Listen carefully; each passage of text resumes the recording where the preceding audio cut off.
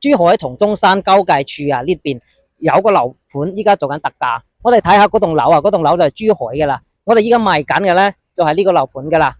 依家1000蚊一尺左右啦，仲有好多嘢送啊，家私大禮包啊，或者係好多物業費都有好多嘢送噶。我哋入去睇下。樓盤係大型樓盤嚟嘅，一棟30幾棟啊。我哋依家睇緊矮呢啲咧係交咗樓噶啦。我哋睇下成個樓盤沙盤係咁嘅，園林都 OK 嘅，有30%幾係綠化嘅。我哋睇呢個區域圖啊，我哋睇到我放大啲吓，我哋睇到呢個樓盤係黃色呢個位置啊，到嗰個新武嗰個會員點係大約係1點幾公里左右啊。到珠海嘅環法商都好近噶，我哋一路過嚟咧，一直到下邊廣北口岸呢邊咧，大約係10公里左右，揸車20零分鐘啦。小區入邊嘅園林都 OK 嘅，我哋睇下呢度有一條跑道啊，專門特登跑步嘅啊。睇下呢度健身區同埋遊樂區，即係細蚊仔遊樂區嗰邊。小區環境唔錯嘅，呢個係交咗樓嘅一期噶啦。一落小區咧，出門口咧買餸食嘢一啲問題都冇嘅啊！睇下。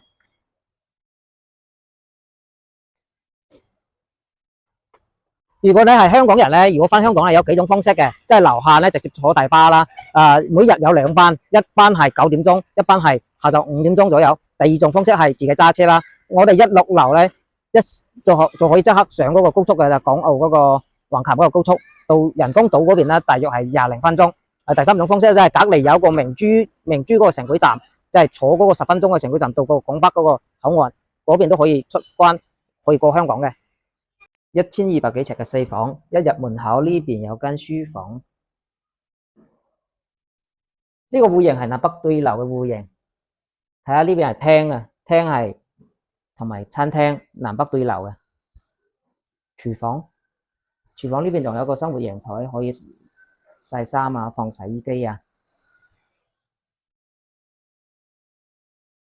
呢個樓盤過香港過澳門都好近啊，即係過澳門都好方便啊，即係揸車成20零分鐘。